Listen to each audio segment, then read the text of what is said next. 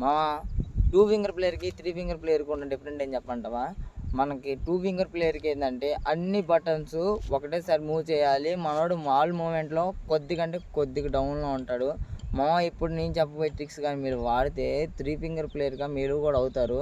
చాలామందికి 3 ఫింగర్స్ ఆడాలని ఉంటుంది, కానీ వాళ్ళు ట్రై చేయడం వల్ల కొన్ని మిస్టేక్ల వల్ల దాన్ని అయితే మధ్యలో వదిలేస్తారు.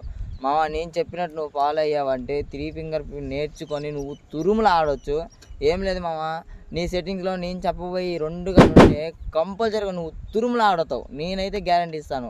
అవి ఏంటి అంటే ఫైర్ బటన్ అంటే చాలా ఇంపార్టెంట్. దేనికంటే అది నీ మూమెంట్ని మొత్తాన్ని నువ్వు వాల్లో ఉన్నా సరే, నువ్వు ఎంత సరే రన్నింగ్లో ఉన్నా సరే వాల్ మూమెంట్ని మ్యాచ్ చేసిద్ది నీ లెఫ్ట్ ఫైర్ బటన్. ఎంత అంటే నీకు ఒక హ్యాండ్ లాగా నువ్వు ఎలా అయినా ఆడు, వాల్ మూమెంట్ని అది ఒక లెవెల్ చేసుకుంటూ వచ్చింది.